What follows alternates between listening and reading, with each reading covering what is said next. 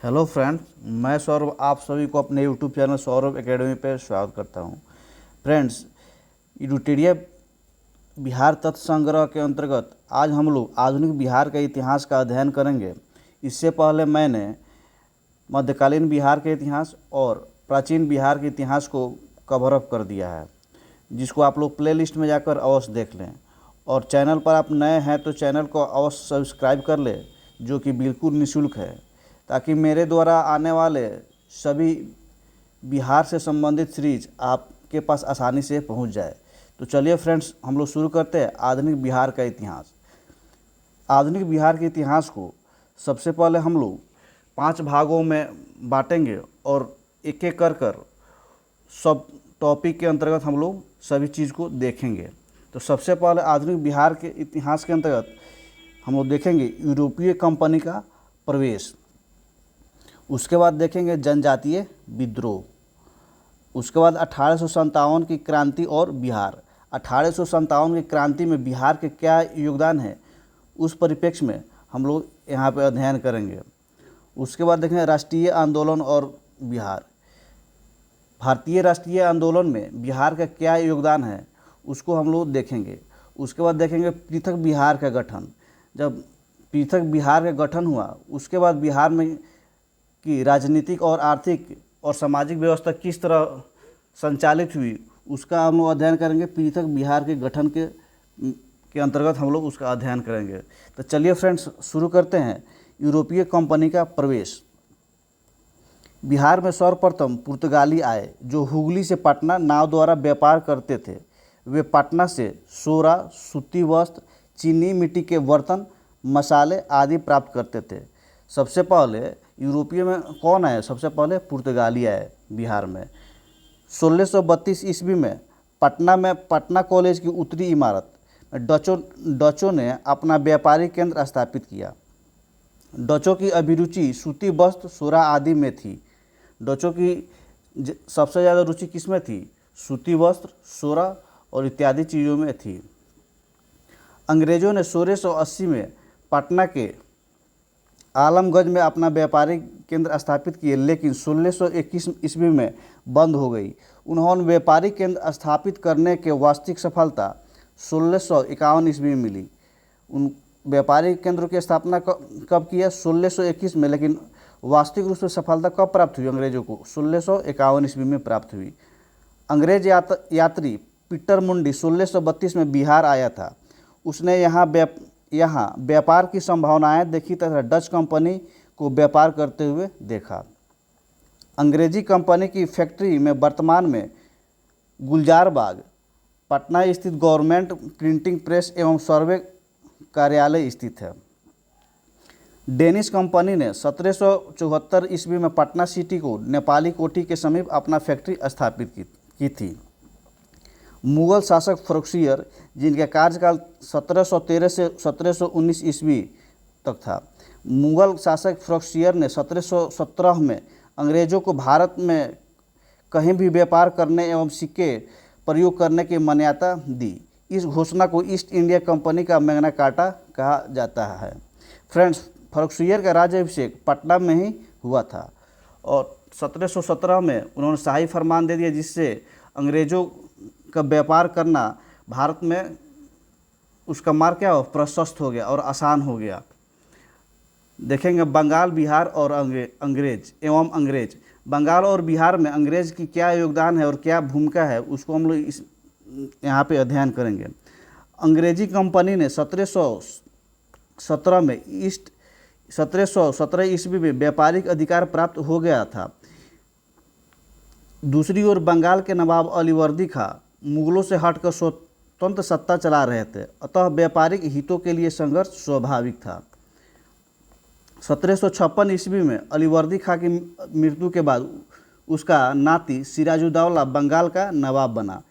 23 जून 1757 ईस्वी को अंग्रेजों एवं सिराजुद्दौला के मध्य प्लासी की लड़ाई हुई, जिसमें सिराजुद्दौला क्या हुआ? पराजित हुआ। उसके बाद मीर जाफ़र को कैसा नवाब? कठपुतली नवाब बनाया गया।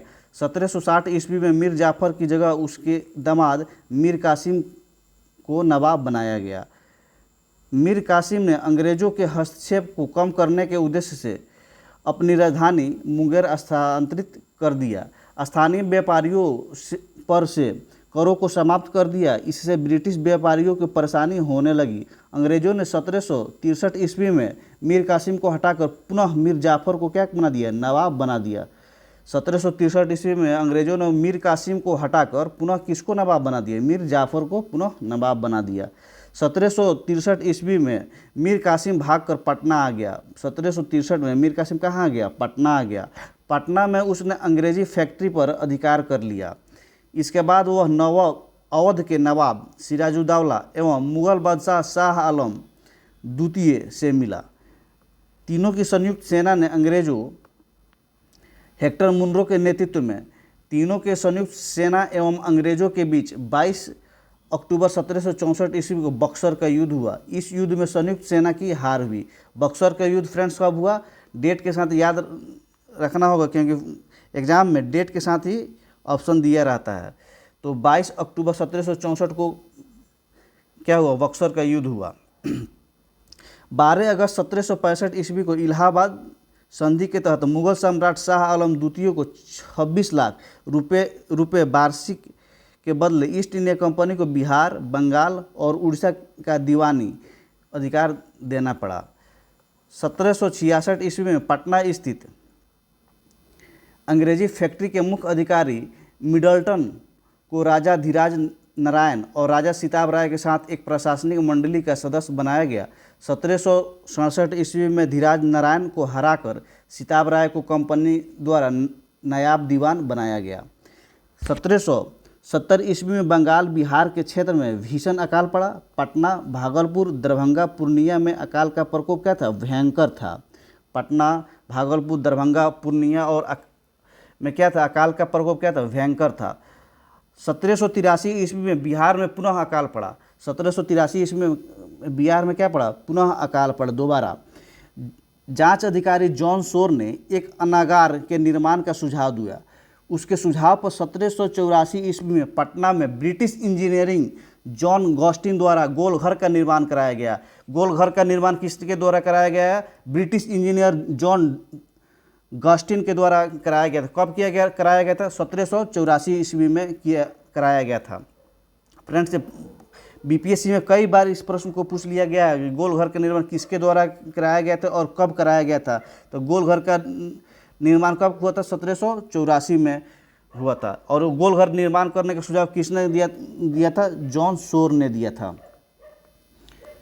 अब फ्रेंड्स हम लोग देखेंगे बिहार के अंतर्गत कितने जनजातीय विद्रोह हुए हैं, उसको हम लोग एक नज़र में अवलोकन करेंगे और एक टेबल के माध्यम से उस विद्रोह उसका वर्ष जो कब से कब हुआ था और क्षेत्र और किस क्षेत्र में कौन सा जनजातीय विद्रोह हुआ था और उस कुछ जनजातीय विद्रोह के नेतृत्वकर्ता का भी हम लोग अध्ययन करेंगे। तो चलिए फ्रेंड्स हम लोग देखते हैं बिहार के अंतर्गत जनजातीय विद्रोह।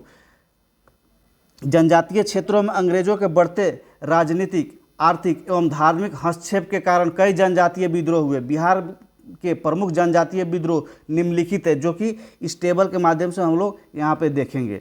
तो सबसे पहला विद्रोह है तमाड़ विद्रोह। कौन विद्रोह, तमाड़ विद्रोह, जो कब हुआ था, 1789 से 94 के बीच हुआ था। इसका क्षेत्र क्या था, छोटा नागपुर था और ये क्या था, नेतृत्व विहीन था, इसलिए यहाँ पर कोई नेतृत्वकर्ता का नाम नहीं मिलता है। उसके बाद देखेंगे चेरो विद्रोह। चेरो विद्रोह जो कि कब हुआ था, 1800 से 1802 ईस्वी के बीच हुआ था। चेरो विद्रोह जो फ्रेंड्स 67वीं बीपीएससी जो 30 सितंबर का री एग्जाम हुआ था उसमें यह प्रश्न पूछा गया था। इसका क्षेत्र क्या था, पलामू था। इसका नेतृत्व कौन थे, भूषण सिंह थे।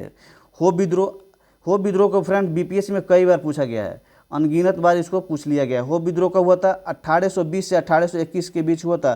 किस क्षेत्र में हुआ था, सिंहभूम में हुआ था। कोल विद्रोह 1831 से 1832 कहाँ हुआ था, छोटा नागपुर क्षेत्र में हुआ था। नेतृत्वकर्ता कौन थे, बुद्धो भगत थे।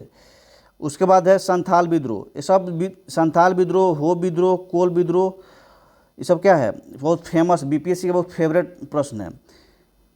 कब हुआ था, 1855 से 1856 के बीच हुआ था। क्षेत्र क्या था, संथाल परगाना था।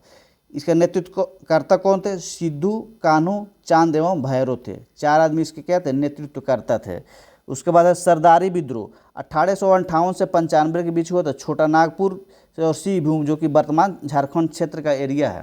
मुंडा विद्रोह, जिसको क्या बोला था? बिरसा मुंडा विद्रोह के नाम से भी जाना जाता है। यह कब हुआ था? 1895 से लेकर 1900 के बीच में हुआ था। किस क्षेत्र में हुआ था? छोटा नागपुर क्षेत्र में हुआ था। इसका नेतृत्व करता कौन थे? बिरसा मुंडा। फ्रेंड्स, आप लोग कमेंट में बताइएगा बिरसा मुंडा के गुरु का नाम क्या था। आप लोग कमेंट बॉक्स में इसको अवश्य अपना उत्तर देंगे। ताना भगत विद्रोह कब हुआ था? 1913 से 14 के बीच में हुआ था। क्षेत्र क्या था? गुमला, जो कि वर्तमान झारखंड का इलाका पड़ता है। इसका नेतृत्व किसने किया था? जतरा भगत ने किया था। किसने किया था नेतृत्व? जतरा भगत ने इसका नेतृत्व किया था। अब हम लोग देखेंगे एक एक विद्रोह, जो फेमस विद्रोह है उसमें कुछ महत्वपूर्ण पॉइंट को हम लोग एक नज़र में अवलोकन करेंगे। तो सबसे पहले फ्रेंड्स हम लोग देखेंगे संथाल विद्रोह। संथाल विद्रोह जो कि कब से कब हुआ था? 1855 से 1856 के बीच हुआ था।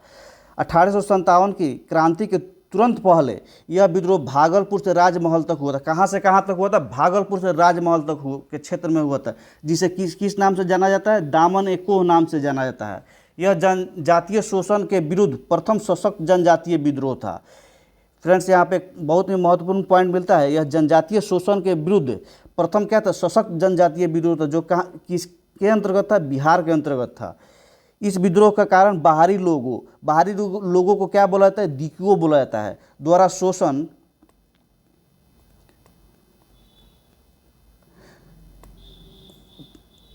शोषण, माझी व्यवस्था एवं पहाड़ा पंचायत व्यवस्था में परिवर्तन आदि था। इस विद्रोह का नेतृत्व सिद्धू, कान्हू, चांद एवं भैरव ने किया था। इस विद्रोह का नेतृत्व किसने किया था? सिद्धू, कान्हू, चांद एवं भैरव ने किया था। यह विद्रोह असफल रहा, लेकिन इसके परिणाम स्वरूप संथाल परगना काश्तकारी अधिनियम 1869 संथाल परगना एवं माझी व्यवस्था को क्या मिली? मान्यता मिली।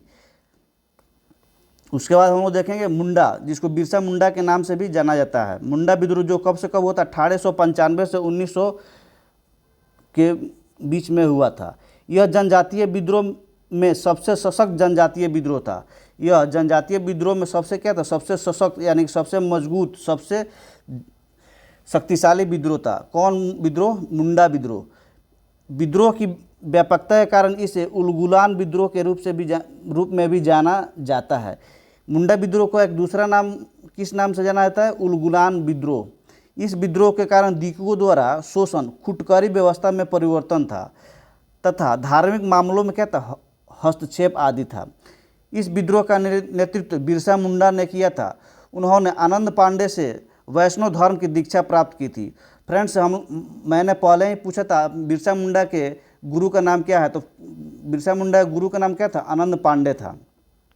उन्होंने स्वयं को सिंह बोंगा का अवतार बताया। उन्होंने आचरण शुद्धता, आत्म सुधार एवं एकेश्वरवाद की क्या उपाधि का उपदेश दिया। इस विद्रोह का तीव्र रूप 1899 में रहा, जब कई स्थानों पर अंग्रेज को हराया गया। 3 फरवरी 1900 ईस्वी को बिरसा मुंडा को गिरफ्तार कर लिया गया। और फ्रेंड्स, यहाँ पे प्रश्न पूछता है बिरसा मुंडा को किस अवस्था में गिरफ्तार किया गया? तब एक बार बीपीएससी में प्रश्न पूछा था, 63वीं बीपीएससी में उसमें ऑप्शन था बिरसा मुंडा को सोते हुए अवस्था में 3 फरवरी 1900 को में बिरसा मुंडा को क्या किया था? गिरफ्तार किया गया था। तो फ्रेंड, इस चीज़ को आप लोग यहाँ पे अपना ध्यान आकृष्ट करेंगे। बिरसा मुंडा को किस अवस्था में गिरफ्तार किया गया था? बिरसा मुंडा को सोते हुए अवस्था में गिरफ्तार किया गया था। 9 जून 1900 ईस्वी को हैजा के कारण उनकी मृत्यु हो गई। किस कारण से उनकी मृत्यु हुई? हैजा के कारण उनकी मृत्यु हो गई। विद्रोह के परिणाम स्वरूप खुटकुरी व्यवस्था पुनः लागू हो गई और छोटा नागपुर काश्तकारी अधिनियम 1908 क्या हो गया? फलस्वरूप क्या हो गया? पारित हो गया। अब बहुत ही महत्वपूर्ण विद्रोह देखेंगे 1857 के क्रांति के पूर्व बिहार में हुए विद्रोह या आंदोलन। 1857 के क्रांति से पूर्व बिहार में हुए विद्रोह या आंदोलन। तो सबसे पहले हम देखेंगे बहावी आंदोलन। बहावी आंदोलन के प्रवर्तक अब्दुल अल वहाब थे। उन्होंने अरब क्षेत्र में इसको क्या किया? प्रारंभ किया था। भारत में इसको सैयद अहमद बरेलवी ने नेतृत्व प्रदान किया। प्रारंभ में इस विद्रोह का उद्देश्य क्या था? धार्मिक सुधार था, परंतु बाद में राजनीतिक सुधार एवं आंदोलन के रूप में बदल गया। भारत में इस विद्रोह के दो केंद्र थे। प्रथम केंद्र सीतना जो पश्चिमोत्तर सीमा पर था और दूसरा केंद्र क्या था, पटना में था। पटना केंद्र से धन एवं स्वयं सेवकों को सीताना भेजा जाता था। कहाँ भेजा जाता था, सीताना। सैयद अहमद बरेलवी ने पटना में अपने 4 प्रतिनिधि चुने। कौन कौन, इनायत अली, विलायत अली, फरहत अली एवं मोहम्मद हुसैन। बंगाल का फ़राइज़ी आंदोलन वहाबी आंदोलन से क्या था, प्रेरित था। बंगाल में फ़राइज़ी आंदोलन जो हुआ था उस किससे प्रेरित था, वहाबी आंदोलन से क्या था, प्रेरित था, इंस्पायर था। वहाबी आंदोलन के दमन के लिए 1863 ईस्वी में अम्बाला तथा 1865 ईस्वी में पटना अभियान चलाया गया। वहाबी नेताओं को कारावास तथा मृत्युदंड की सज़ा दी गई। अंततः आंदोलन को क्या किया, दबा दिया गया। उसके बाद हम लोग देखेंगे नोनिया विद्रोह जो 1770 से 1800 ईस्वी के बीच हुआ था। बिहार में सोरा उत्पादक वर्ग नोनिया द्वारा यह विद्रोह किया गया था। बिहार का सोरा का उपयोग बारूद बनाने में किया जाता था। बिहार में सोरा उत्पादन मुजफ्फरपुर, सारण, हाजीपुर, पूर्णिया आदि क्षेत्रों में होता था। बिचौलियों कच्चा सोरा ब्रिटिश कारखाने को देते थे तथा मुनाफा स्वयं रख लेते थे। परिणाम स्वरूप नोनिया समुदाय ने गुप्त रूप से सोरा बेचना शुरू कर दिया। अंग्रेजों ने इस पर रोक लगाई जिसके विरोध में नोनिया समुदाय ने विद्रोह कर दिया। अंततः अंग्रेजों द्वारा विद्रोह को दबा दिया गया। और उसके बाद देखेंगे लोटा विद्रोह जो कि मुजफ्फरपुर क्षेत्रों में हुआ था। यह विद्रोह मुजफ्फरपुर जेल के कैदियों द्वारा किया गया था। जेल में कैदियों को पीतल का लोटा दिया जाता था। बाद में सरकार ने मिट्टी का लोटा देने का क्या कर लिया, निर्णय कर लिया, जिसके परिणाम स्वरूप मुजफ्फरपुर के कैदियों ने वहाँ पर क्या कर दिया, लोटा विद्रोह का संचालन कर दिया। कैदियों ने इसका कड़ा विरोध किया और 1856 ईस्वी में विद्रोह कर दिया। परिणाम स्वरूप अंग्रेजी सरकार को पुनः कैदियों को पीतल का क्या करना, लोटा देना पड़ा। 1857 की क्रांति और बिहार।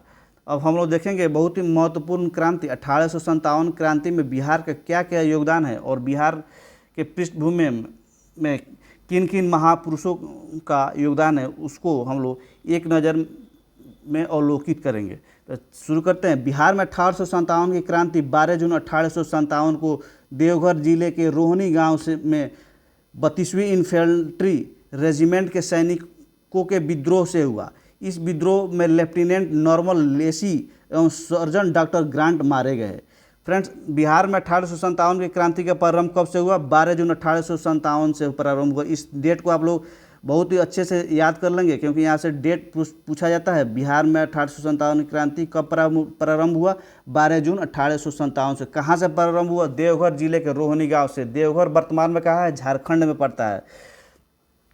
रोहनी के विद्रोह को मेजर मैकडोनाल्ड द्वारा दबा दिया गया। रोहनी के विद्रोह को किसके द्वारा दबा दिया गया, मेजर मैकडोनाल्ड द्वारा दबा दिया गया। विद्रोही सैनिकों को फांसी दे दी गई। पटना में विद्रोह का नेतृत्व 3 जुलाई को पटना सिटी के पुस्तक विक्रेता किसने किया, पीर अली के द्वारा किया गया। विद्रोह में अफीम एजेंट डॉक्टर आर लॉयड मारा गया, परंतु कमिश्नर टेलर ने विद्रोह को क्या कर दिया, दबा दिया। पीर अली सहित 17 व्यक्तियों को फांसी दे दी गई। 25 जुलाई 1857 को मुजफ्फरपुर में असंतुष्ट सैनिकों ने कुछ अंग्रेज अधिकारियों की हत्या कर दी। कब असंतुष्ट सैनिकों ने अंग्रेज अधिकारियों की हत्या कर दी, 25 जुलाई 1857 को। कहाँ पे हत्या कर दी, मुजफ्फरपुर में हत्या कर दी। उसी दिन दानापुर में 3 रेजिमेंटों के सैनिकों ने भी विद्रोह कर दिया। सैनिकों ने शाहाबाद जिले में प्रवेश कर जगदीशपुर के जमींदार बाबू कुंवर सिंह से मिलकर विद्रोह क्या किया, प्रारंभ किया। 30 जुलाई को सरकार ने तत्कालीन सारण, तिरहुत, चंपारण और पटना जिलों में सैनिक का शासन लागू कर दिया था। 30 जुलाई को कहाँ कहाँ सैनिक शासन व्यवस्था लागू हुआ था, सारण, तिरहुत, चंपारण और पटना। 4 क्षेत्रों में, 4 जिलों में क्या सैनिक शासन व्यवस्था लागू हो गया था 30 जुलाई को। विद्रोही सैनिकों के एक झुंड ने भागलपुर तथा गया पहुंचकर जेल में 400 कैदियों को मुक्त करा दिया। उन्होंने टिकारी राज पर हमला कर 10,000 रुपये लूट लिए। जगदीशपुर के जमींदार बाबू कुंवर सिंह ने बिहार में हुए 1857 के क्रांति का नेतृत्व प्रदान किया। उन्हें कमिश्नर टेलर ने पटना में भेंट के लिए निमंत्रण दिया, मगर मौलवी अहमदुल्ला के साथ हुए विश्वासघात को समझते हुए उन्होंने 4000 सैनिकों के साथ विद्रोह को क्या कर दिया, प्रारंभ कर दिया। और बिहार में 1857 का आगाज़ वहीं से शुरू हो जाता है। उन्होंने जगदीशपुर में बंदूकें एवं गोला बारूद बनाने का कारखाना स्थापित किया तथा 27 जुलाई 1857 को आरा पर क्या कर लिया, अधिकार कर लिया। आरा में हुए संघर्ष में कैप्टन डनवर मारा गया, लेकिन कुंवर सिंह को आरा छोड़ना पड़ा। वे रीवा और बंदा के रास्ते लखनऊ पहुंच गए और उन्होंने अवध के शाह ने आजमगढ़ जिला का फरमान दिया। 1857 में कुंवर सिंह ने नाना साहब के साथ मिलकर कानपुर में अंग्रेजों से युद्ध किया। उन्होंने आजमगढ़ में भी अंग्रेजों को क्या किया, पराजित किया। 23 अप्रैल 1858 को कैप्टन ली ग्रांट के नेतृत्व में आई ब्रिटिश सेना को कुंवर सिंह ने बुरी तरह क्या कर दिया, पराजित कर दिया। और 23 अप्रैल 1858 को ही बाबू कुंवर सिंह क्या के जगदीशपुर अर्थात आरा में प्रवेश किया और उसी दिन से विजयोत्सव दिवस के रूप में मनाया जाता है, जो आज तक मनाया जाता है विजयोत्सव दिवस।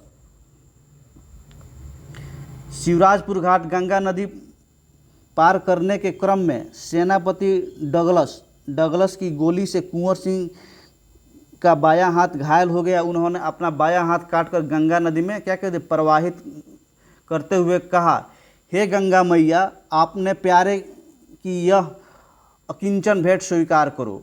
उन्होंने क्या कहा, हे गंगा मैया, अपने प्यारे की यह अकिंचन भेंट क्या करो, स्वीकार करो। 26 अप्रैल 1858 को कुंवर सिंह की मृत्यु हो गई।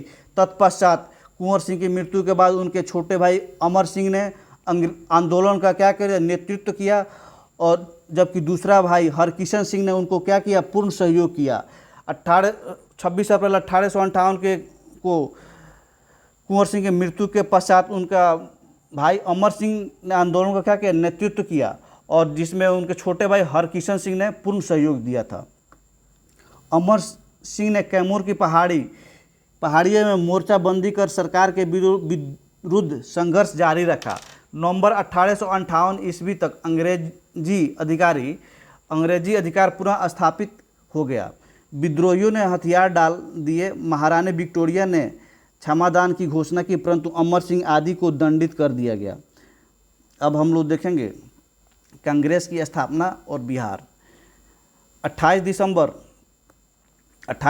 1885 ईस्वी को बम्बई के गोकुलदास संस्कृत विद्यालय में एओ ह्यूम द्वारा भारतीय राष्ट्रीय कांग्रेस की स्थापना की गई। प्रथम अधिवेशन की अध्यक्षता W.C. बनर्जी ने की। इस अधिवेशन में 72 प्रतिनिधि ने भाग लिए, लेकिन बिहार से कोई प्रतिनिधि शामिल नहीं था। कांग्रेस के दूसरे अधिवेशन में बिहार से कुल 31 प्रतिनिधि ने भाग लिया था, जो कि यह प्रश्न 66 बीपीएससी में पूछा गया था। बिहार में हुए कांग्रेस अधिवेशन। फ्रेंड्स, बिहार में अविभाजित बिहार में कांग्रेस का अधिवेशन 3 बार हुआ था, लेकिन वर्तमान बिहार में देखो तो कांग्रेस का 2 ही अधिवेशन हुआ था, जिसमें 27वां अधिवेशन जो कि 1912 ईस्वी में बांकीपुर, जो कि पटना का एक जगह है, वहाँ पे हुआ था। उसकी अध्यक्षता किसने किया था? RN मधुलकर ने किया था। 37वां अधिवेशन 1922 ईस्वी में कहाँ हुआ था? गया में हुआ था, जिसकी अध्यक्षता किसने किया था? चित्तरंजन दास ने किया था।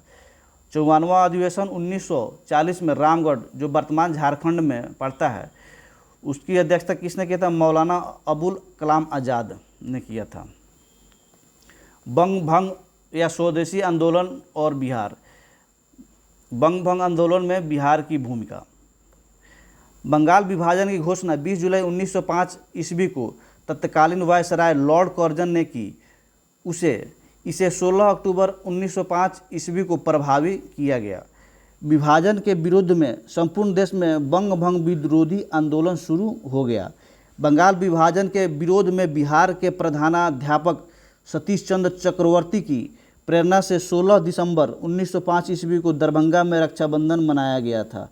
किसकी प्रेरणा से मनाया गया था रक्षाबंधन दरभंगा में? सतीश चंद्र चक्रवर्ती की प्रेरणा से। विरोध को सशक्त बनाने के लिए बिहारी स्टूडेंट कॉन्फ्रेंस की स्थापना 1906 में हुई थी। बंगाल विभाजन को 1911 में क्या कर दिया गया था? रद्द कर दिया गया था। मुजफ्फरपुर बम कांड जो कि कब हुआ था, 1908 ईस्वी में हुआ था। मुजफ्फरपुर में 30 अप्रैल 1908 को खुदीराम बोस और प्रफुल्ल चाकी ने जॉर्ज किंग्सफोर्ड की हत्या का प्रयास किया। उन्होंने गाड़ी पर बम फेंका, लेकिन गाड़ी में प्रिंगले केनेडी की पत्नी और पुत्री थी। बम में उनकी मृत्यु हो गई। घटना के बाद वे दोनों रेलवे लाइन से समस्तीपुर भाग निकले। प्रफुल्ल चाकी ने गिरफ्तारी से बचने के लिए आत्महत्या कर ली, लेकिन खुदीराम बोस पुस्सा में पकड़े गए। खुदीराम बोस को 18 वर्ष की आयु में 11 अगस्त 1908 को फांसी की सज़ा दी गई। उसके बाद है होम रूल आंदोलन और बिहार। 1916 में एनी बेसेंट के नेतृत्व में मद्रास तथा बाल गंगाधर के नेतृत्व में पूना में होम रूल की स्थापना हुई। मद्रास में किन के नेतृत्व में स्थापना हुई? एनी बेसेंट के नेतृत्व में। वहीं पूना में किन के नेतृत्व में स्थापना हुई? बाल गंगाधर तिलक के नेतृत्व में स्थापना हुई। बिहार में 16 दिसंबर 1916 को मौलाना मजहरुल हक की अध्यक्षता में होम रूल की शाखा की स्थापना हुई। खां बहादुर सरफराज हुसैन एवं राय बहादुर पुनेंद्रू नारायण सिंह सिन्हा उपाध्यक्ष तथा चंद्रवंशी सहाय एवं वैद्यनाथ नारायण सिंह क्या बने? सचिव बनाए गए। श्रीमती एनी बेसेंट की पहली बार 18 अप्रैल 1918 एवं दूसरी बार 25 अप्रैल 1918 को पटना में आई। उन्होंने होम रूल के विचारों से सबको अवगत कराया। सबको क्या करा? अवगत कराया। इस आंदोलन का उद्देश्य ब्रिटिश साम्राज्य के अधीन रहते हुए संवैधानिक तरीके से स्वशासन प्राप्त करना था। उसके बाद हम लोग देखेंगे चंपारण सत्याग्रह जो कि 1917 ईस्वी में हुआ था। चंपारण में किसानों के लिए 3 कट्ठिया प्रणाली प्रचलित थी। इसके तहत किसानों को प्रत्येक 20 कट्ठे में से 3 कट्ठे में नील की खेती करना अनिवार्य था। इस व्यवस्था के प्रति किसानों में काफ़ी आक्रोश था, क्योंकि नील की फसलें भूमि को बंजर बना रही थी, वहीं आर्थिक रूप से शोषक भी थी। 1916 में कांग्रेस के लखनऊ अधिवेशन में मुरली भारवा गांव के राजकुमार शुक्ला ने इस समस्या पर कांग्रेस नेतृत्व का ध्यान आकृष्ट किया। ब्रजकिशोर प्रसाद ने एक प्रस्ताव पेश किया। राजकुमार शुक्ल ने महात्मा गांधी जी को बिहार आकर किसानों की समस्या सुनने के लिए क्या किया? आमंत्रण किया। किसने आमंत्रण किया? राजकुमार शुक्ल ने किया था। कहाँ पे किया था? 1916 के लखनऊ अधिवेशन में किया था। गांधी जी कलकत्ता से 10 अप्रैल 1917 को पटना पहुँचे। गांधी जी पटना कब पहुँचे? 10 अप्रैल 1917 को पहुँचे तथा 15 अप्रैल 1917 को वे चंपारण कब पहुँचे? 15 अप्रैल 1917 को चंपारण पहुँचे। उन्होंने प्लांटर्स एसोसिएशन के सचिव J.M. विल्सन से जांच कार्य में सहयोग करने का अनुरोध किया। चंपारण के जिला मजिस्ट्रेट W.J. हार्डकॉक ने 16 अप्रैल 1917 ईस्वी को गांधी जी को चंपारण छोड़ने संबंधी अधिसूचना जारी किया। धारा 144 के उल्लंघन के आरोप में उन्हें गिरफ्तार किया गया। बाद में 21 अप्रैल 1917 को उन्हें रिहा कर दिया गया। फ्रेंड्स, गांधी जी को चंपारण में कब गिरफ्तार किया गया था? 16 अप्रैल 1917 को, लेकिन रिहा कब कर दिया गया था? 5 दिन बाद ही 21 अप्रैल 1917 को चंपारण से रिहा कर दिया गया था। तत्पश्चात गांधी जी ने स्वतंत्र जांच कर 13 मई 1917 को अपनी जांच रिपोर्ट बिहार उड़ीसा के मुख्य सचिव को सौंप दिए। परिणाम स्वरूप कृषकों की स्थिति की जांच के लिए चंपारण एग्रेरियन समिति का गठन किया गया तथा समिति के अध्यक्ष मध्य प्रदेश के आयुक्त F.G. सलाई थे तथा महात्मा गांधी, L.C. अदानी, राजा हरिहर प्रसाद, नारायण सिंह, D.J. रीड एवं G. नैनी आदि इसके अन्य क्या थे? सदस्य थे, मेंबर थे। समिति ने अपनी रिपोर्ट में 3 कट्ठिया प्रणाली समाप्त करने की अनुशंसा की। इस प्रकार गांधी जी का भारत में प्रथम सत्याग्रह का क्या किया? प्रयोग किया गया। चंपारण सत्याग्रह में गांधी जी के प्रमुख सहयोगी राजेंद्र प्रसाद, ब्रजकिशोर प्रसाद, अनुग्रह नारायण सिंह, धरणीधर, मजहरुल हक, राजकुमार शुक्ल, राम नवमी प्रसाद, शंभू शरण आदि थे। फ्रेंड्स, ये प्रश्न पूछ लिया जाता है एग्जाम में कि चंपारण आंदोलन के समय गांधी जी के सहयोगी कौन कौन थे। तो इन सभी नामों को हम लोग अपने मस्तिष्क में बैठा लेंगे ताकि एग्जाम में किसी तरह की गलती की संभावना न रहे। चंपारण सत्याग्रह गांधी जी द्वारा भारत में चलाया गया प्रथम सत्याग्रह था, जो कि राष्ट्रीय स्तर पर यह पहला सत्याग्रह नहीं था, ये क्या था, क्षेत्रीय सत्याग्रह था। लेकिन अगर प्रश्न पूछा जाता है गांधी जी द्वारा चलाया गया प्रथम सत्याग्रह कौन था, तो चंपारण था।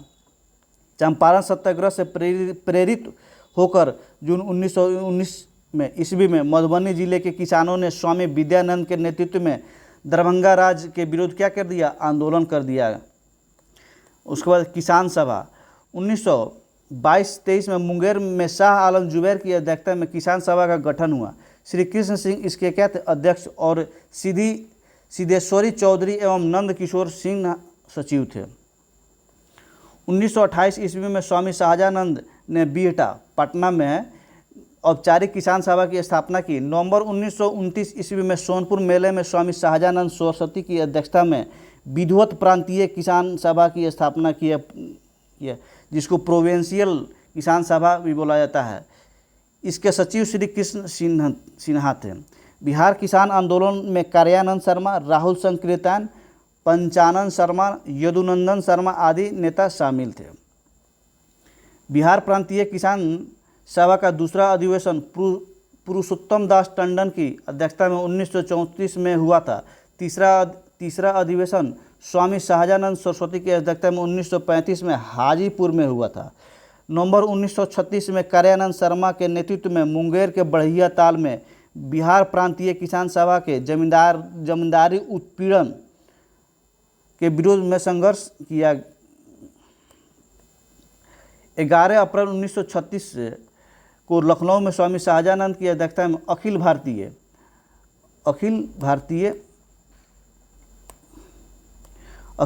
किसान सभा का गठन हुआ। इसके सचिव NG रंगा थे। 11 अप्रैल 1936 को लखनऊ में किसकी अध्यक्षता में अखिल भारतीय किसान सभा का गठन हुआ, स्वामी शाहजानंद की अध्यक्षता में, जिसके सचिव कौन थे, NG रंगा थे। किसान सभा का प्रमुख उद्देश्य किसानों की समस्या को राष्ट्रीय स्तर पर लाना तथा उसका समाधान करना था। बिहार में प्रांतीय किसान सम्मेलन को हम एक टेबल के माध्यम से एक नज़र में देखते हैं। प्रथम हुआ था सोनपुर में 1929 में, अध्यक्ष कौन थे, स्वामी शाहजानंद सरस्वती थे। दूसरा हुआ था गया में 1934 में, अध्यक्ष कौन, पुरुषोत्तम दास टंडन। तीसरा हाजीपुर में हुआ था 1935 में, स्वामी शाहजानंद के सरस्वती की अध्यक्षता में। और यहाँ पे देखेंगे प्रमुख किसान नेता और उनका कार्य क्षेत्र। यदुनंदन शर्मा का कार्य क्षेत्र क्या था, गया था। यमुना कारी के दरभंगा और सारण था। राहुल संकीर्तन का अंबारी जो कहाँ पड़ता है, सिवान क्षेत्र में पड़ता है। कार्यानंद शर्मा का मुंगेर जो कहाँ था, बढ़िया ताल में है। खिलाफत आंदोलन और बिहार। प्रथम विश्व युद्ध के पश्चात मित्र राष्ट्रों द्वारा तुर्की के खिलाफ तुर्की के खलीफा के साथ अपमानजनक शर्तें के विरोध में खिलाफत आंदोलन हुआ था। नवंबर 1919 में पटना में हसन इमाम की अध्यक्षता में, इसकी अध्यक्षता में हसन इमाम की अध्यक्षता में एक सभा आयोजित हुई। इसमें शांति समारोह के बहिष्कार का आह्वान किया गया। 19 मार्च 1920 ईस्वी को बिहार के सभी मुसलमानों ने हड़ताल किया। 1920 ईस्वी में खिलाफत आंदोलन असहयोग आंदोलन के साथ संचालित होता रहा, लेकिन तुर्की में मुस्तफ़ा कमाल पाशा द्वारा 1924 ईस्वी में खलीफा पद को समाप्त कर देने के कारण खिलाफत आंदोलन स्वतः निष्प्रभावी हो गया। क्या हो गया था, निष्प्रभावी हो गया। असहयोग आंदोलन और बिहार। सितंबर 1920 में लाला लाजपत राय की अध्यक्षता में कलकत्ता के विशेष अधिवेशन में गांधी जी के असहयोग आंदोलन के प्रस्ताव को स्वीकार किया गया। कांग्रेस के नागपुर अधिवेशन 1920 में इसे पूर्ण स्वीकृति दी गई। बिहार में इससे पूर्व बिहार प्रांतीय सम्मेलन के 12वें अधिवेशन जो कि भागलपुर में राजेंद्र प्रसाद की अध्यक्षता में आयोग में असहयोग पर बल दिया गया था। किसके अध्यक्षता में असहयोग पर बल दिया गया था बिहार में, डॉक्टर राजेंद्र प्रसाद की अध्यक्षता में। नवंबर 1920 में शाहाबाद में नशाबंदी आंदोलन शुरू किया गया था। असहयोग आंदोलन के क्रम में राजेंद्र प्रसाद, मजहरुल हक, ब्रजकिशोर प्रसाद, मोहम्मद शाफी दाऊदी आदि नेताओं ने विधायिका के चुनाव से नाम वापस ले लिया। राजेंद्र प्रसाद ने वकालत का पेशा छोड़ दिया और राजेंद्र प्रसाद ने वकालत का पेशा छोड़ दिया। उनके भाई राय साहब महेंद्र प्रसाद ने राय साहब की उपाधि लौटा दी। मजिस्ट्रेट पद से इस्तीफा दे दिया। असहयोग आंदोलन के समय शिक्षा के वैकल्पिक साधन उपलब्ध कराने के लिए राष्ट्रीय महाविद्यालय की स्थापना की गई। इसके प्राचार्य राजेंद्र प्रसाद बने। राष्ट्रीय महाविद्यालय के प्रांगण में बिहार विद्यापीठ का उद्घाटन 6 फरवरी 1921 को गांधी जी द्वारा किया गया। मजहरुल हक इसके कुलाधिपति और ब्रजकिशोर प्रसाद कुलपति बने। असहयोग आंदोलन के दौरान मजहरुल हक ने दीघा के पास मित्र खैरू मियाँ से दान प्राप्त भूमि पर सदाकत आश्रम की स्थापना हुई थी। सदाकत आश्रम की स्थापना किसने किया था? मजहरुल हक ने किया था। 30 सितंबर 1921 को मजहरुल हक ने सदाकत आश्रम से दी मदरलैंड नामक एक अखबार निकालना प्रारंभ किया, जिसने राष्ट्रीय भावना का प्रचार प्रसार किया। मदरलैंड नामक अखबार किसने शुरू किया था? मजहरुल हक ने किया था। 22 दिसंबर 1921 को युवराज प्रिंस ऑफ वेल्स का पटना आगमन हुआ। उस दिन पटना शहर में हड़ताल का आयोजित की गई थी। 5 फरवरी 1922 ईस्वी को चौरी चौरा की घटना के बाद गांधी जी ने 12 फरवरी 1922 ईस्वी को असहयोग आंदोलन को स्थगित कर दिया। ब्रिटिश सरकार से असहयोग के लिए मौलाना सज्जाद द्वारा इमारत-ए-शरिया संस्था का गठन फुलवारिया में किया गया था, जो कि वर्तमान पटना में स्थित है। स्वराज पार्टी और बिहार। कांग्रेस का 37वां अधिवेशन 1922 में बिहार के गया में हुआ। इसके अध्यक्ष देशबंधु चित्तरंजन दास थे। इस अधिवेशन में कांग्रेस द्वारा विधायिका में भाग लेने के बहिष्कार का निर्णय लिया गया। चित्तरंजन दास, मोतीलाल नेहरू आदि विधायिका में प्रवेश के पक्ष में थे। उन्होंने मिलकर 1923 ईस्वी में स्वराज पार्टी का क्या किया? गठन किया। स्वराज पार्टी का गठन कब किया गया था? 1923 ईस्वी में किया गया था। बिहार में फरवरी 1923 ईस्वी में स्वराज पार्टी के गठन श्री कृष्ण सिंह इसके प्रमुख नेता थे। बिहार में स्वराज पार्टी के गठन कब किया था? फरवरी 1923 में किया गया था, जिसके प्रमुख नेता कौन थे? श्री कृष्ण सिंह थे। बिहार में स्वराज पार्टी के प्रथम अध्यक्ष श्री नारायण प्रसाद एवं सचिव अब्दुल बारी थे। साइमन कमीशन और बिहार। साइमन कमीशन ने एक भी भारतीय सदस्य नहीं होने के कारण भारत में इसके आगमन पर विरोध का निर्णय लिया गया। 1928 में साइमन कमीशन का भारत में आगमन हुआ। यह आयोग भारत में मॉन्टेगू चेम्सफोर्ड सुधार, जो कि 1919 ईस्वी में हुआ था, की जांच के उद्देश्य से आया था। राष्ट्रीय स्तर पर लाला लाजपत राय के नेतृत्व में विद्रोह प्रदर्शन किया गया। बिहार में साइमन कमीशन 12 दिसंबर 1928 ईस्वी को पटना आया। अनुग्रह नारायण सिंह के नेतृत्व में बिहार के नौजवानों ने विरोध प्रदर्शन किया। बिहार में साइमन कमीशन कब प्रवेश किया? 12 दिसंबर 1928 को प्रवेश किया। और बिहार में साइमन का विरोध करने का नेतृत्व किसने प्रदान किया? अनुग्रह नारायण सिंह ने नेतृत्व प्रदान किया। Bihar socialist party. 1931 में गंगाधर शरण सिन्हा, रामानंद मिश्रा, राम वृक्ष बेनीपुर आदि ने बिहार सोशलिस्ट पार्टी नामक संगठन स्थापित किया। 1934 ईस्वी में पटना के अंजुमन इस्लामिया हॉल में बिहार सोशलिस्ट पार्टी की औपचारिक स्थापना हुई। इसके अध्यक्ष आचार्य श्री नरेंद्र देव और सचिव जयप्रकाश नारायण थे। इसके अध्यक्ष कौन था? आचार्य श्री नरेंद्र देव, और उसके सचिव कौन थे? जयप्रकाश नारायण थे। इसके अन्य सदस्यों में राम वृक्ष बेनीपुरी, गंगा शरण सिन्हा, अब्दुल बारी, योगेंद्र शुक्ला आदि थे। इस संगठन का मुख्य योगदान समाजवादी विचारों को बढ़ाने एवं किसान मजदूरों को संगठित करने में रहा। सबने अवज्ञा आंदोलन और बिहार।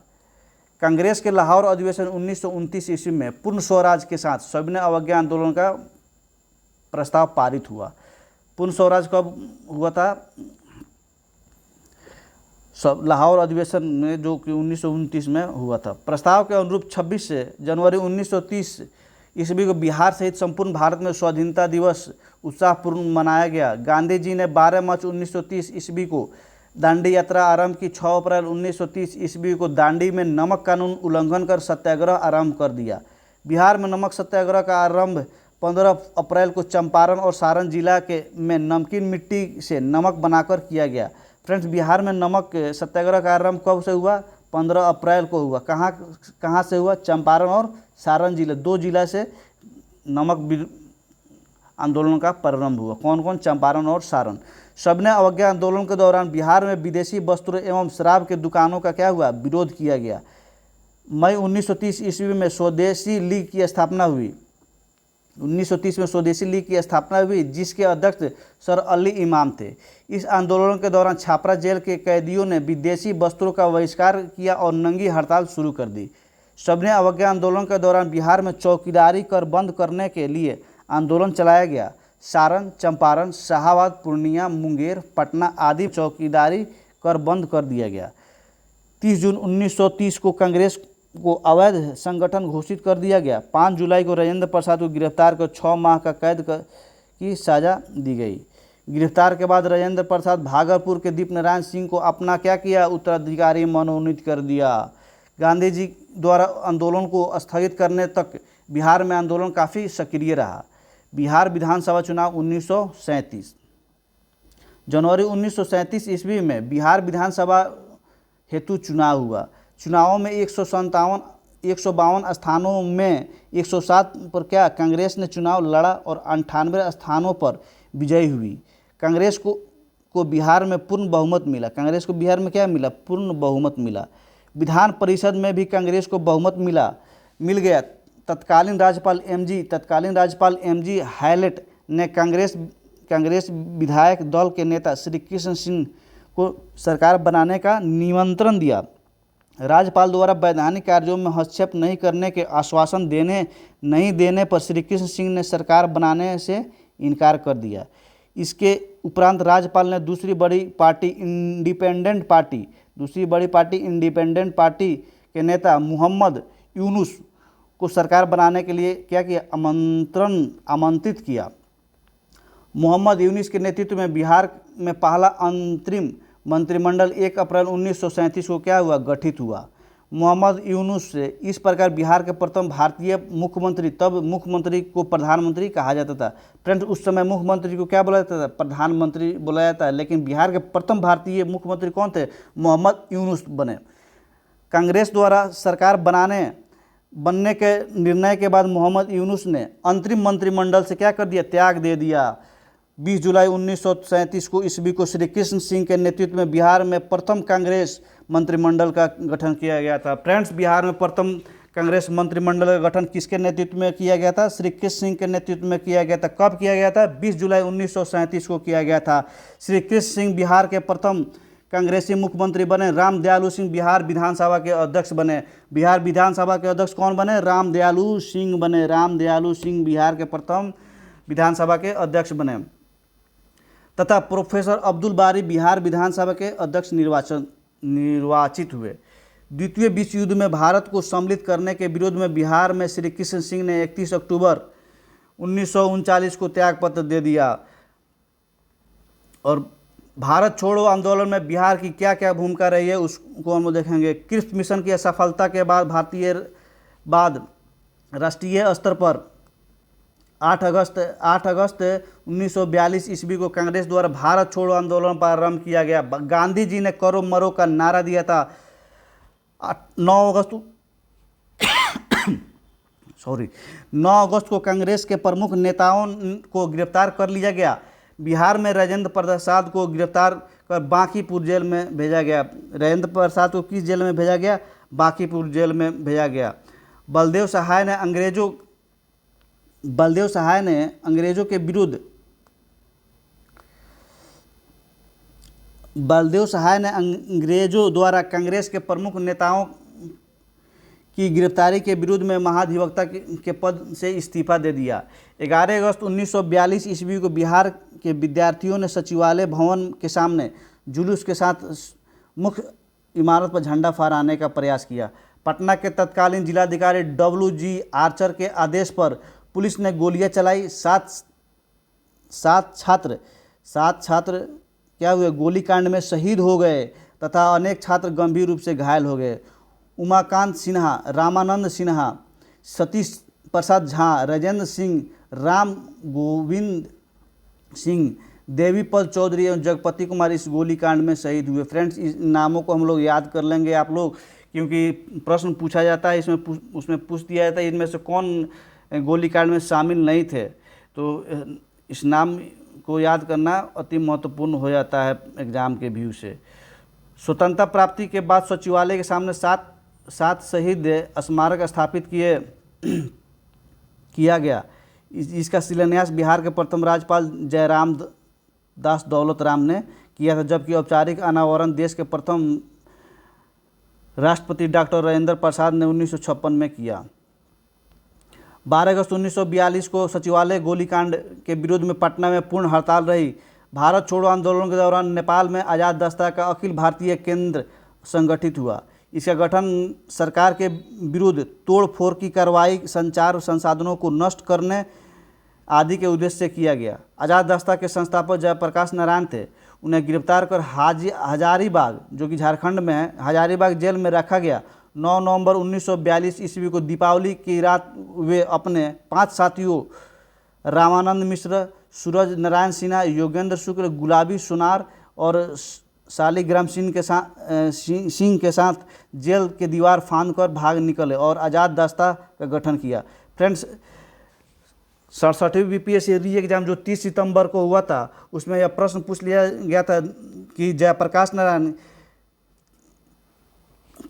किस दिवस को हजारीबाग जेल से भागे थे। तो उसमें ऑप्शन दिया गया था दीपावली, होली में किस पर्व के दिन वो भागे थे। तो उसमें ऑप्शन था होली, दिवाली और कुछ ऑप्शन था जो जिसका सही उत्तर होगा दिवाली। इसलिए इस चीज़ को आप लोग ध्यातब करके याद कर लेंगे। नेपाल में आज़ाद दस्ता का प्रशिक्षण शिविर राजबिलास जंगल में गठित हुआ। किस जंगल में? राजबिलास जंगल में गठित हुआ। इसमें बिहार के युवाओं को छापामार युद्ध एवं अग्नि अस्त्रों को चलाने की शिक्षा दी गई। इसके निदेशक सरदार नित्यानंद सिंह थे। आज़ाद दस्ता में जयप्रकाश नारायण के साथ राम मनोहर लोहिया, अरुणा आसफ अली, सूरज नारायण सिंह, योगेंद्र शुक्ल, रामानंद मिश्र, अच्युत पटवर्धन आदि समाजवादी नेता शामिल थे। आज़ाद दस्ता में रेडियो प्रचार का दायित्व राम मनोहर लोहिया पर था। 1947 ईस्वी के मध्य तक सभी प्रमुख नेताओं को गिरफ्तार कर लिया गया, अतः आज़ाद दस्ता का प्रयास शिथिल पड़ गया। भारत छोड़ो आंदोलन के दौरान बिहार में छात्रों ने ट्रेन पर कब्जा कर स्वराज ट्रेन नाम से चलाया। सिवान में थाने पर राष्ट्रीय झंडा फहराने की कोशिश में फूलेना प्रसाद श्रीवास्तव पुलिस को गोलियों से शिकार हो गए। भारत छोड़ो आंदोलन में बिहार का प्रमुख केंद्र गांधी मैदान था। 1942 ईस्वी में इसका नाम पटना लॉन्च था। बाद में 1948 में इसका नाम गांधी मैदान कर दिया गया। फ्रेंड्स, गांधी मैदान कब कर दिया गया? 1948 ईस्वी में कर दिया गया। उसके पहले क्या था? पटना लॉन्च के नाम से जाना जाता था। भारत छोड़ो आंदोलन में बिहार में 15,000 से अधिक व्यक्ति बंदी बनाए गए। 8783 को सजा हुई, 134 शहीद हुए और 362 व्यक्ति घायल हुए। पृथक बिहार राज्य का गठन। पृथक बिहार राज्य के गठन का श्रेय सच्चिदानंद सिन्हा को जाता है। उन्होंने महेश नारायण, श्री कृष्ण सहाय एवं नंद किशोर लाल के साथ मिलकर 1894 में पटना से बिहार टाइम्स बिहारी समाचार पत्र निकालना प्रारंभ किया। बिहार टाइम्स के मुख्य संपादक महेश नारायण थे। यह इस समाचार पत्र ने पृथक बिहार राज्य के गठन में महत्वपूर्ण भूमिका निभाई। 1908 ईस्वी में बिहार प्रदेश कांग्रेस कमेटी का गठन हुआ। बिहार प्रदेश कांग्रेस कमेटी के प्रथम अध्यक्ष हसन इमाम थे। बिहार प्रदेश समिति का बिहार प्रादेशिक सम्मेलन का प्रथम अधिवेशन 1908 ईस्वी में पटना में हुआ। इसमें पृथक बिहार के निर्माण की मांग को सर्वसम्मति से पारित किया गया। इसका दूसरा अधिवेशन 1909 ईस्वी में भागलपुर में हुआ। इससे पुनः पृथक बिहार की मांग दोहराई गई। 1911 ईस्वी में केंद्रीय विधान परिषद में सच्चिदानंद सिन्हा और मोहम्मद अली ने बंगाल और एवं बिहार के विभाजन का प्रस्ताव पेश किया। 12 दिसंबर 1911 ईस्वी को दिल्ली में आयोजित शाही दरबार में बिहार और उड़ीसा के क्षेत्रों को बंगाल से पृथक कर एक नए प्रांत के रूप में गठन की घोषणा कर दी गई। आधुनिक बिहार से जुड़े कुछ अन्य तत्व को हम लोग यहाँ पे देखेंगे। 1937 ईस्वी में मोहम्मद अली जिन्ना ने बिहार का भ्रमण कर मुस्लिम लीग का प्रचार प्रसार किया। मोहम्मद अली जिन्ना ने बिहार का भ्रमण कब किया था? 1937 में किया था। 1938 ईस्वी में अब्दुल कयूम अंसारी ने मोमिन कांग्रेस की स्थापना की। उन्होंने कांग्रेस के प्रति स्वामी भक्त रहते हुए बिहार में मुस्लिम लीग के प्रभाव को कम करने का प्रयास किया। 1938 ईस्वी में आदिवासी महासभा का गठन हुआ। इसके अध्यक्ष थियोडोर सुरीन थे। कालांतर में इससे इसके प्रभावशाली नेता राम जयपाल सिन्हा हुए। बिहार में स्वतंत्रता आंदोलन के क्रम में बिहार की महिलाओं ने बढ़ चढ़कर भाग लिया। प्रमुख महिला स्वतंत्रता सेनानी थी श्रीमती प्रभावती देवी, श्रीमती शैबाला राय, श्रीमती हसन इमाम, श्रीमती सरस्वती देवी, श्रीमती साधना देवी, श्रीमती विद्यावासिनी देवी, श्रीमती कुसुम कुमारी, श्रीमती राजवंशी देवी, श्रीमती भागवती देवी आदि।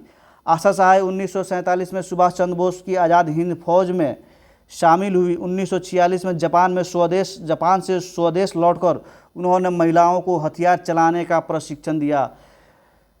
उन्होंने महिलाओं को हथियार चलाने का प्रशिक्षण कब दिया? 1946 में। कहाँ से लौटकर? जापान से कहाँ लौटकर? अपने स्वदेश, अपने गृह जिला में लौटकर। गोविंदपुर गांव के श्री नारायण सिंह गोप की पत्नी श्रीमती जियावती देवी ने 16 अंग्रेज सिपाहियों को गोली मार दी थी। राष्ट्रीय आंदोलन के प्रसार में बिहार के साहित्य का भी योगदान रहा। डॉक्टर राजेंद्र प्रसाद ने चंपारण के महात्मा गांधी एवं खादी का अर्थशास्त्र पुस्तकों का रचना की। चंपारण में महात्मा गांधी और खादी का अर्थशास्त्र क्यों किसने लिखा था? डॉक्टर राजेंद्र प्रसाद ने लिखा था। पंडित जगन्नाथ चतुर्वेदी ने भारत के वर्तमान दशा तथा स्वदेशी आंदोलन पुस्तक की रचना की। राजा साहब ने गांधी टोपी की रचना की। 1906 में श्री कृष्ण सिंह और श्री तेजेश्वर प्रसाद ने बिहार स्टूडेंट्स कॉन्फ्रेंस की स्थापना की।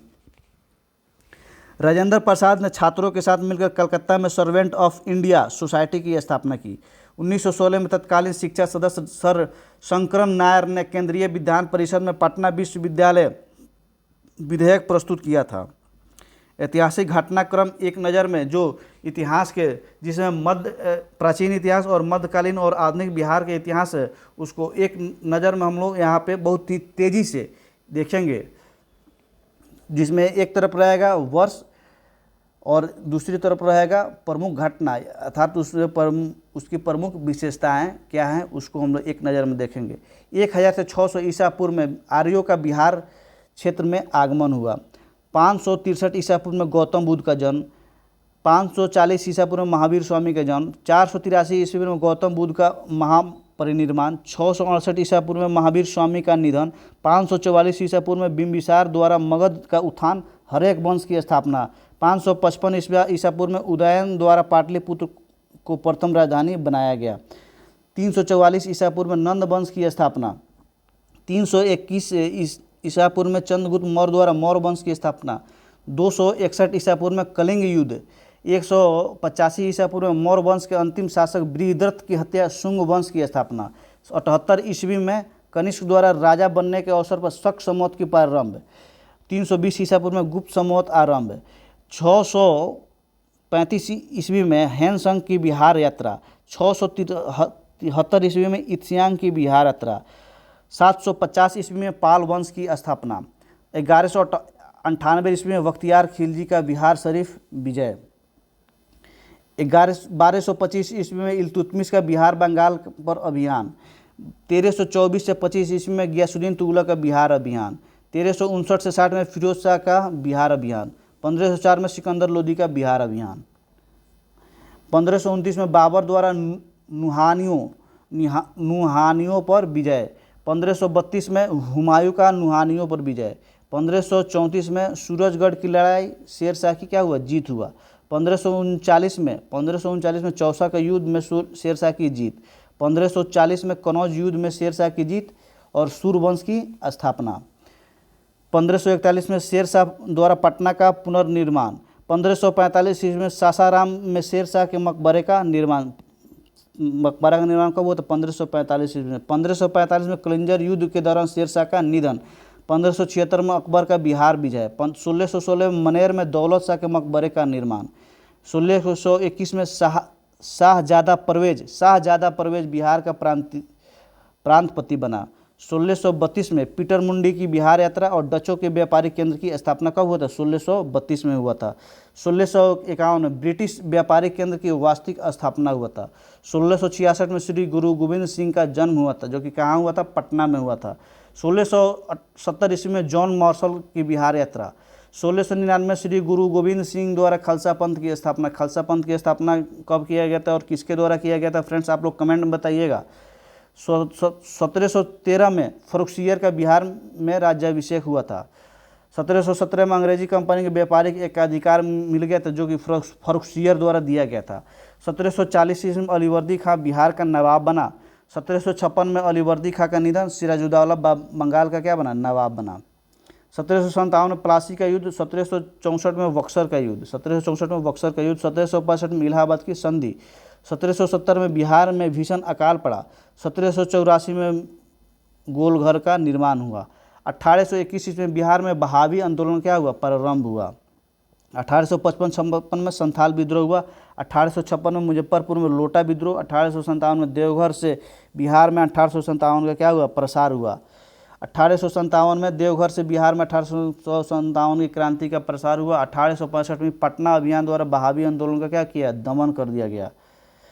1874 में बिहार में अकाल। 1874 में बिहार में अकाल। 1884 में राजेंद्र प्रसाद का जन्म जीरादेई जो कि सिवान में पड़ता है। 1899 से 1900 में बिरसा आंदोलन। 1906 में बिहार स्टूडेंट कॉन्फ्रेंस की स्थापना। 1908 में मुजफ्फरपुर बम कांड, बिहार प्रादेशिक कांग्रेस कमेटी का गठन। 1911 में पृथक बिहार प्रांत बनने की घोषणा। 1912 ईस्वी में पृथक बिहार प्रांत का गठन। 1913 में पटना में सचिंद्रनाथ सन्याल द्वारा अनुशीलन समिति का गठन।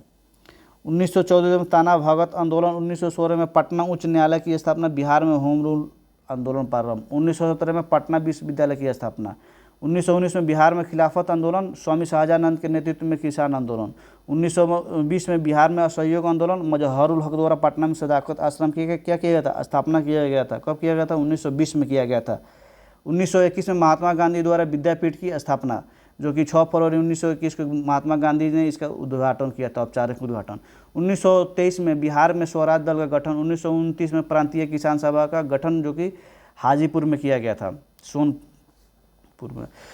1930 में बिहार में नमक सत्याग्रह हुआ था। 1931 में बिहार सोशलिस्ट पार्टी का गठन। 1934 में बिहार सोशलिस्ट पार्टी का औपचारिक स्थापना हुआ था। 1937 में बिहार प्रांतीय चुनाव हुआ था। 1939 में कांग्रेस मंत्रिमंडल का त्यागपत्र श्री कृष्ण सिंह द्वारा कर दिया गया था। 1940 में फॉरवर्ड ब्लॉक की एक शाखा बिहार में गठन हुआ था। 1942 से भारत छोड़ो आंदोलन में बिहार शामिल हुआ था। पटना सचिवालय कांड 11 अगस्त 1942 में सात क्या हुए थे, शहीद हो गए थे। 1942 में आज़ाद दस्ता का गठन हुआ था। 1946 में श्री कृष्ण के नेतृत्व में अंतरिम सरकार का गठन हुआ था। 1947 में 15 अगस्त 1947 को भारत औपनिवेशिक शासन से स्वतंत्र हो गया था। फ्रेंड्स, यहाँ पे हम बिहार का आधुनिक इतिहास से समाप्त होता है और बिहार का पूर्ण इतिहास है, प्राचीन बिहार का इतिहास, मध्यकालीन बिहार का इतिहास, आधुनिक बिहार का इतिहास, सभी खंड क्या होता है, पूर्ण रूप से समाप्त होता है, जिसको आप लोग देखना ना भूलें और वीडियो के अंत में अपना प्रतिक्रिया अवश्य दें, जो कि आपकी कमेंट की मुझे अपेक्षा रहेगी। और चैनल पर नए हैं तो आप लोग सब्सक्राइब कर दें और अपने फ्रेंड्स के साथ शेयर कर दें। और इसके बाद हम बिहार का भूगोल और बिहार के राज्य व्यवस्था और बिहार का आर्थिक व्यवस्था और बिहार से महत्वपूर्ण तथ्य को लाएंगे, जिसको आप लोग देखना ना भूलें। धन्यवाद।